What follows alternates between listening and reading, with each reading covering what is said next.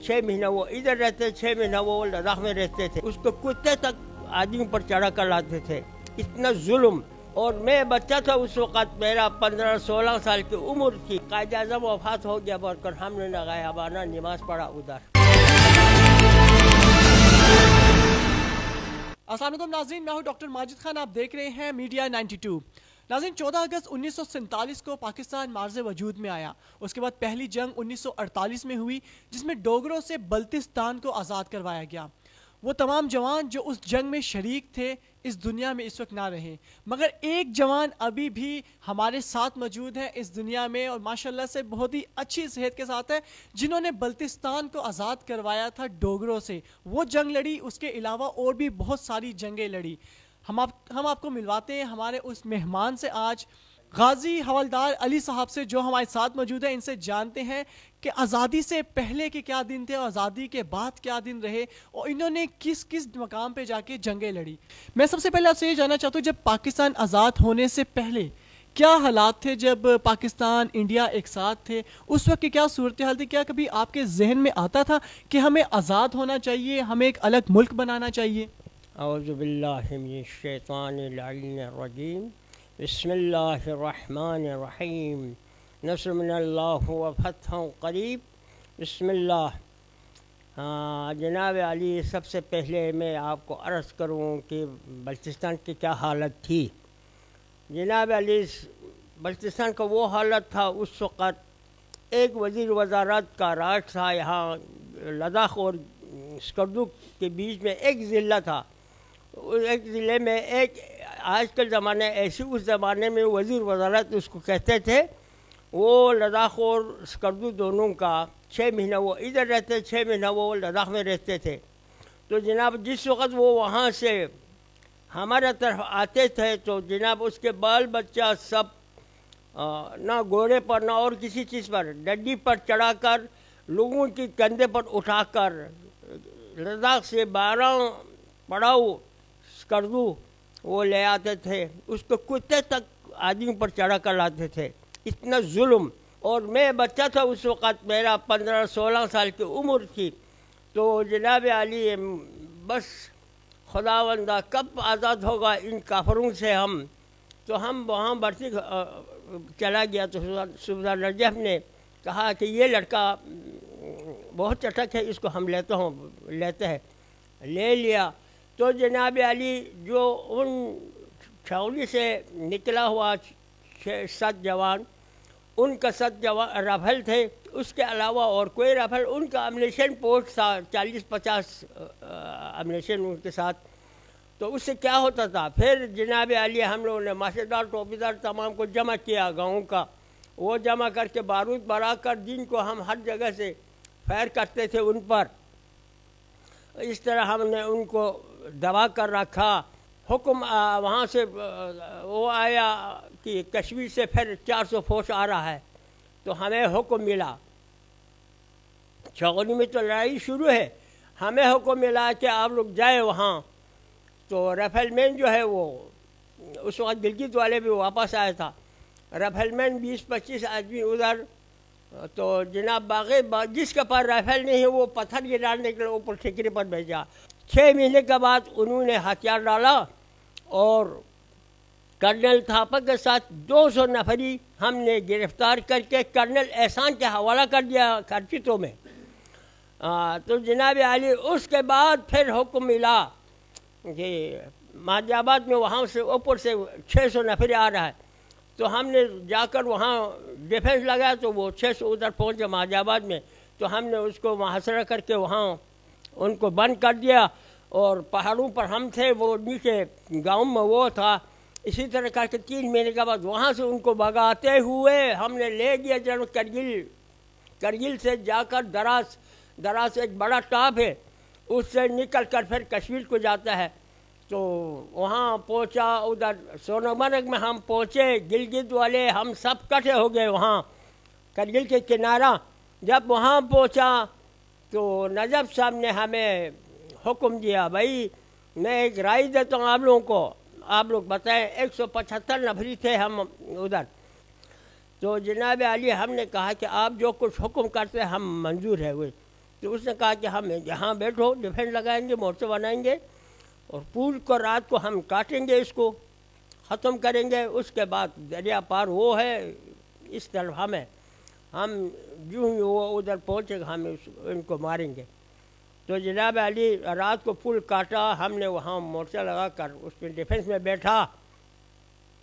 تو جناب علی ڈیفینس میں بیٹھا، دن کا کوئی 12-1 بجے کے ٹائم پر وہ کشمیر سے آ گیا، آ کر 600 نفری ان کا آ گیا، 400 نفری جو ہی پڑی کے اندر گھس گیا۔ تو جناب نجف صاحب نے پھیر کھولا تو ہم سب نے پھیر کیا، تو جناب علی ان کا 400 نفری جو پڑی کے اندر گھس گیا تھا، ایک بھی نہیں بچا، سب ختم ہو گیا۔ وہاں جو 200 پڑی سے پار تھا وہ کشمیر کی طرف بھاگ گیا۔ ان کے پیچھے کرنے کے لیے ہمارے کوئی گنجائش نہیں تھا، پول کو ہم نے کاٹا، پھر اس طرف سے دریا کے پار سے ہم اس کو نہیں پکڑ سکتے تھے، اس لیے وہ چلا گیا۔ جناب علی اس سے آج تک اسی ایریے میں ڈیفینس لگا کر 4 ضلع کو بچا کر ہم نے بچا کر آج تک ہے۔ تو جناب علی پھر 71 میں ہمیں ریکال کر کے بلایا، ہم اس وقت پنشن تھے۔ اچھا مجھے یہ بتائیں کہ آپ بتا رہے ہیں کہ آپ نے پتھروں سے بھی مقابلہ کیا ان کا، ہاتھوں کے ذریعے بھی لڑے ان سے، کیا اس وقت آپ کی عمر بھی 20-18 سال عمر تھی آپ کی، تو آپ کو کیا ڈر نہیں لگا تھا؟ کیا جوش و جذبہ کیا تھا؟ ڈر کا کوئی سوال ہی نہیں جناب، اس وقت ہمارے پاس ہتھیار نہیں تھا، تو ہمیں حکم ملا آپ پتھر تیار کرو اوپر سے گرانے کا۔ تو ہم 20-25 آدمی اوپر پتھر تیار کیا، جو ہی دریا پار سے پھیر آیا تو ہم نے اوپر سے پتھر چھوڑا، تو اس سے بہت فائدہ ہوا ہمارے لیے، بہت فائدہ ہوا۔ ایک پتھر اوپر سے گرا تو 10 پتھر اس نے سال لے کر یعنی ماسٹر برپا کر دیا وہاں پر۔ تو جناب علی اس سے ہمارا فائدہ ہو گیا، ہم لوگ کو امنیشن اور 200 ہتھیار ملا، 400 ہتھیار ملا، اس سے ہم فورس بن گئے، اور بغیر ہتھیار کے ہم تھے تو در بدر۔ تو اس وقت جناب علی ہم نے ہتھیار میں فورس بن گیا، اس کے بعد ہم نے شاولین کی طرف موو کیا۔ اچھا مجھے یہ بتائیں کہ جب بلتستان کو آپ نے آزاد کروا لیا ڈوگروں سے، اس وقت آپ لوگوں کی کیفیت کیا تھی، کیا خوشی کا سما تھا وہاں پر؟ اس وقت ہم اتنا خوشی سے پھول گئے جناب، ہم اتنا خوشی ہو گئے کہ ہر گھروں میں نظر اور نیاز دے گیا، ہر گھروں میں، اور آزادی کے بہت کچھ سما وہاں ہو گئے اور بہت خوشیاں منائے لوگ۔ اچھا ایک قائد اعظم محمد علی جناح جنہوں نے پاکستان آزاد کروایا، جو بانی پاکستان ہے، کیا آپ کی ان سے کبھی ملاقات ہوئی یا ان کے بارے میں سنا تھا کبھی؟ جناب علی سنا ہے ملاقات، ہم تو اتنا یہاں مضافات میں ہے، قائد اعظم تو ادھر پاکستان میں ملاقات نہیں ہوا جناب علی، صرف وفات پا کر ہم جو آگے مرول محاذ پر تھے تو اس وقت جناب علی قائد اعظم وفات ہو گیا، بول کر ہم نے غائبانہ نماز پڑھا ادھر۔ مجھے یہ بتائیں سر کہ جب آپ جنگیں لڑتے تھے اس وقت تو نہ فون ہوتا تھا، نہ کوئی وائرلیس ہوتا تھا، کچھ بھی نہیں، تو رابطہ آپ کس طرح سے کیا کرتے تھے ایک دوسرے سے؟ جناب علی سنہ 48 میں تو کچھ بھی نہیں تھا، 65 میں ٹیلی فون اور وائرلیس آیا، تو ٹیلی فون کے ذریعے سے ہم رابطہ کرتے تھے، وائرلیس کے ذریعے دور علاقوں میں وائرلیس کے ذریعے رابطہ کرتا تھا۔ 48 میں کیسے کرتے تھے؟ 48 میں تو آدمی کے ذریعے سے آدمی بھیجتے تھے اور کوئی ذریعہ نہیں تھا، تو انتظار کیا کرتے تھے 2-3 دن؟ ہاں 2-3 دن انتظار کرتے تھے، جب وہاں سے کوئی خبر آ جائے پکڑ لے کر وہ پھر ہم کام کرتے تھے۔ اچھا سر، آپ ماشاء اللہ سے ہماری قوم کا سرمایہ ہیں، آپ نے 6 جنگیں لڑی ہیں، غازی رہے ہیں، اتنا آپ نے اس ملک کو اتنا کچھ دیا ہے، ابھی ماشاء اللہ آپ کی عمر 90 سال ہے، اتنی حکومتیں آئی پاکستان بننے سے لے کے ابھی تک، کیا کسی حکومت نے آپ کی اس محنت کو، ان کاوشوں کو سراہا ہے، آپ کو کوئی اعزاز دیا ہے ابھی تک کہ نہیں؟ کچھ بھی نہیں جناب، کوئی پرسان حال نہیں۔ میں نے یہ میجر جنرل احسان محمود صاحب، اس کو پتہ چلا کہ یہ آدمی بڑا جنگجو اور وہ ہے، خدا اس کو ترقی کرے، اس نے بلا کر ابھی جو آرمی چیف باجوہ صاحب کے نام پر درخواست لکھا، اس کے ذریعے سے ایوارڈ کے لیے، پتہ نہیں اس میں کوئی وہاں وہ، اس کے علاوہ 3-4 مہینے کے بعد پھر ہم نے قومی اسمبلی کے اسپیکر ناشاد صاحب کے ذریعے سے ایک درخواست بھیجا آرمی چیف کے نام پر، جس کا رسیو کر کے اس کا سرٹیفکیٹ بھی میرے پاس موجود ہے. ابھی تک کوئی پتہ ہی نہیں، کچھ پوچھتا ہی نہیں ہے، اور صرف بس اس کا وہ جنرل صاحب نے مجھے بلا کر اس نے 1,00,000 روپے مجھے انعام کے طور پر دے دیا. باقی کچھ بھی نہیں. ابھی تک کچھ اس درخواست کا کوئی پتہ ہی نہیں. درخواست دے دی ہے، دونوں کا کوئی پتہ ہی نہیں. صاحب آپ کی جو پلٹون تھی، جتنے بھی لوگ تھے جنہوں نے آپ سے جنگیں لڑی، جو غازی رہے، ابھی اس وقت دنیا میں کوئی بھی نہیں ہے، آپ اکیلے ہی رہ گئے. آپ کو یاد تو آتے ہوں گے وہ سب دوست؟ اور جی کیوں نہیں ہے، ان کا مجھے تو آنسو آتا ہے. ان کے ساتھ جو میرا محبت، اور ان کے ساتھ جو ہم نے جنگ لڑا ہے، ہمارے ساتھ دائیں بازو بائیں بازو بن کر لڑا ہے، بہت یاد آتا ہے ان کا. تو کیا خدا ان کو غریق رحمت عطا کرے. کب تک آپ کے جو باقی کے دوست تھے یا باقی کے جو غازی تھے کب تک آپ کے ساتھ رہے؟ وہ کتنا عرصہ ہو گیا ان کو بچھڑے ہوئے؟ ان سے بچھڑے ہوئے جناب ایک دو کرتے ہوئے جناب علی، اس سال کوئی 4-5 آدمی، دوسرا سال 3-4 آدمی، اس طرح. پرانے وقتوں میں لوگ شکار بہت شوق سے کیا کرتے تھے، تو آپ نے کبھی شکار کیا کبھی؟ جناب علی ایک دن ایک آدمی کو لے کر گھر سے گن لے کر چلا گیا ہوا. وہاں گیا تو اس وقت ہمارے علاقے میں بہت شکار تھے، کیل زیادہ تھے. اس وقت کو ایک 70 ٹولی کا ایک وہ ملا. تو جناب علی وہ بہت اوپر تھے، تو ہم دوپہر کے ٹائم پر وہ اترتا ہے 3 بجے کے بعد، اس کھانے کے ٹائم پر وہ اترتا ہے. تو ہم انتظار میں رہا. 3 بجے کے ٹائم پر وہ اتر گیا، تو نزدیک قریب پہ ہمارا رینج میں پہنچ گیا. تو میں نے پھیر شروع کیا. تو پہلے شکار میں نے 5 مارا جی، وہاں 5 کیل مارا. تو ساتھ والا آدمی نے کہا کہ بس کرو. میں نے کہا کہ الو کا پٹ ہے، اللہ نے دیا ہوا نعمت تو تم بس کرتے ہیں، اللہ نے جب دیا بس کرو. خیر بہرحال میں نے ان کو حلال کر دیا. کرنے کے بعد تھوڑا اس نے اٹھا کر لے کر آیا، باقی وہاں دفنا کر پتھر کے نیچے دفنا کر ہم آ گئے دوسرے دن آدمی. خیر اسی طرح آپ شکار کا نشہ ایسے چیز ہے، آگ لگ جاتا ہے. یہ 1500 میں نے خیرات کوئی 2000 کے انقریب میں نے مارا.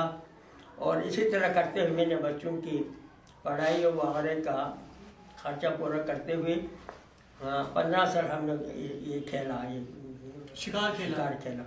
اور جناب یہ اب جو ہمارے جو پاکستانی ہیں، جو ہمارے ینگسٹرز ہیں، جو جوان ہیں، کیونکہ آپ چھوٹی عمر سے جنگیں لڑتے رہے اور ماشاءاللہ سے کافی جنگیں لڑی، پاکستان کو آزاد کرانے میں، بلتستان کو آزاد کرانے میں اور پاکستان کو بچانے میں بہت سا کردار ادا کیا آپ نے.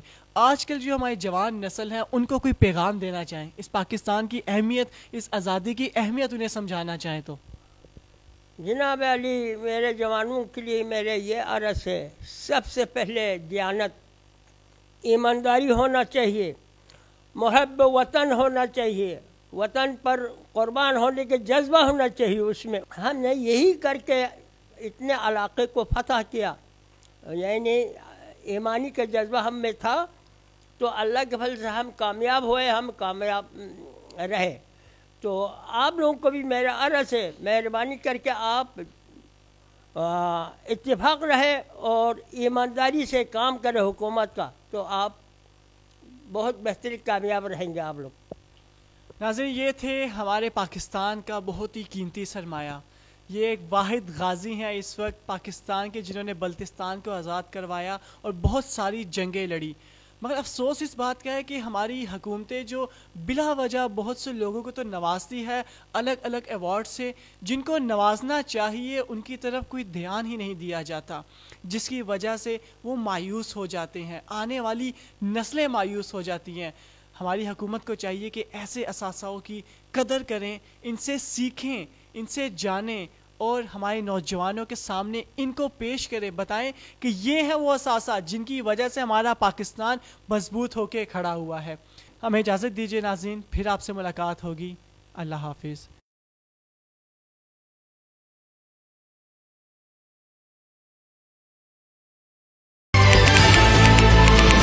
کیونکہ خبروں کو اب چلنے دو.